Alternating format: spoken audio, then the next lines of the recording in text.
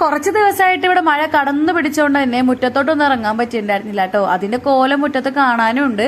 അപ്പൊ എന്തായാലും ഇന്ന് മുറ്റത്തോട്ട് ഇറങ്ങാന്ന് വിചാരിച്ചു. ചെറുതായിട്ട് വെയിലുണ്ടായിരുന്നു കേട്ടോ, അതുകൊണ്ടാണ് മുറ്റത്തോട്ട് ഇറങ്ങിയിട്ടുള്ളത്. രാവിലത്തെ പണികളൊക്കെ ചെറുതായിട്ടൊന്ന് ഒതുക്കിയതിനു ശേഷമാണ് ഈ മുറ്റത്തോട്ട് ഇറങ്ങിയിട്ടുള്ളത്. രാവിലത്തെ പണി ഒതുക്കിയിട്ടൊന്നും കാര്യമില്ലടാ, ഈ മുറ്റത്തോട്ട് ഇറങ്ങിക്കഴിഞ്ഞാൽ വൈകുന്നേരം ആവണം പണിയൊന്ന് കഴിയാൻ വേണ്ടിയിട്ട്. അപ്പൊ എന്തായാലും കുറച്ച് ഇലകളൊക്കെ കൊയിഞ്ഞിട്ടുണ്ടായിരുന്നു കേട്ടോ. മാവിന്റെ ഇല മാവുള്ളതുകൊണ്ട് മാവിന്റെ ഇല ഇങ്ങനെ ഭയങ്കരമായിട്ട് കൊയിഞ്ഞെടുക്കുന്നുണ്ട്. ഇനിയും അത് മെയിൻ്റെ ആക്കാണ്ടിരുന്നതിനെ ഭയങ്കര കോലാഹലമാവും കേട്ടോ മുറ്റമൊക്കെ. അപ്പൊ എന്തായാലും ഒരു സൈഡിൽ നിന്ന് അങ്ങോട്ട് അടിച്ച് അങ്ങോട്ട് കൂട്ടിയിടാന്ന് വിചാരിച്ചു. മഴ പെയ്തുകൊണ്ട് തന്നെ ഇല ഇങ്ങനെ നനഞ്ഞിങ്ങനെ കുതിർന്നിരിക്കുക കേട്ടോ. അതുകൊണ്ട് തന്നെ അടിച്ചിട്ടൊന്നും വന്നില്ല. കുറേ നേരം നിന്ന് അടിച്ചിട്ടാണ്ടോ ഇലകളൊക്കെ ഒന്ന് വന്നത്. പിന്നെ എനിക്ക് തോന്നി ഒന്ന് പുല്ലും കൂടി ഒന്ന് വെട്ടാന്ന് വിചാരിച്ചു കേട്ടോ. ഈ പുല്ല് വെട്ടാൻ വേണ്ടിയിട്ടാണെങ്കിൽ എന്നെ കൊണ്ട് ഒറ്റയ്ക്ക് സാധിക്കൂലടാ. ഒരാൾ രണ്ടല്ലെങ്കിൽ മൂന്നാളെങ്കിലും വേണം ഈ പുല്ല് വെട്ടാൻ വേണ്ടി. അത്രയും പുല്ല് വളർന്നിട്ടുണ്ടായിരുന്നു. പിന്നെ ഞാൻ വിചാരിച്ചു ഇനി പുല്ല് വളർന്നതിന് എൻ്റെ അത്രയും ആവും പുല്ല്. അതുകൊണ്ട് തന്നെ വേഗം കൈയോടെ അത് കുറച്ച് ക്ലീൻ ചെയ്തിട്ടുണ്ടായിരുന്നു. അപ്പോഴത്തേക്കും ഞാനൊരു അവശതായിട്ടുണ്ടായിരുന്നു കേട്ടോ. പിന്നെ ഞാൻ കൈ കിട്ടിയ ഗ്ലാസും വെച്ച് വെള്ളം എടുത്ത് കുടിക്കുന്നുണ്ട് മുറ്റത്തുനിന്ന് തന്നെ.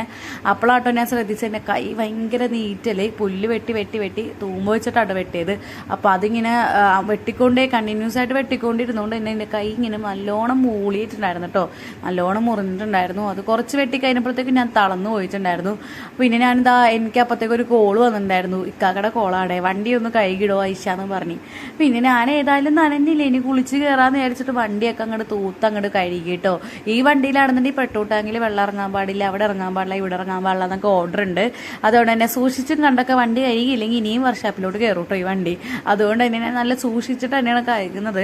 വെള്ള വണ്ടി ആയതുകൊണ്ട് തന്നെ എങ്ങും ഇല്ലാത്ത പൊടിയും കാക്കയുടെ കാസ്റ്റൊക്കെ ഉണ്ട് കേട്ടോ. അതൊക്കെ നല്ലോണം വൃത്തിയാക്കിയതിന് ശേഷം ഞാൻ ഈ വണ്ടി ഒന്ന് കുറച്ചേരം വെയിലത്തോട്ട് വെക്കാമെന്ന് വിചാരിച്ചോട്ടോ. താക്കോലൊക്കെ എടുത്ത് വണ്ടി ഓണാക്കിയിട്ടാണ് ഞാൻ ഈ കുറച്ച് നേരം വെയിലത്തോട്ട് വെച്ച് ഉണക്കിയെടുക്കാമെന്ന് വിചാരിച്ചു. ഉണക്കേണ്ട ഞാൻ എടുക്കേണ്ട ആവശ്യമില്ല, ഉണങ്ങിക്കോളും താനേ തന്നെ.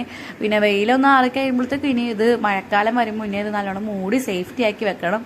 അപ്പോഴത്തേക്കും ഞാൻ ചത്ത് ശരിക്കും നല്ല വേദന ഉണ്ട് കേട്ടോ. കൈ നല്ല നീറ്റിലുണ്ടായിരുന്നു. പുല്ല് വെട്ടിയിട്ട് എൻ്റെ കൈ മുറിഞ്ഞു. അപ്പോൾ അത്രയേ ഉള്ളൂ ഇന്നത്തെ വീഡിയോ. നിങ്ങൾ ഇഷ്ടപ്പെടാൻ നിങ്ങൾ ലൈക്ക് ചെയ്യാനും സബ്സ്ക്രൈബ് ചെയ്യാനും മറക്കരുത്. പുതിയൊരു വീഡിയോ ആയിട്ട് ബൈ, സീ യു.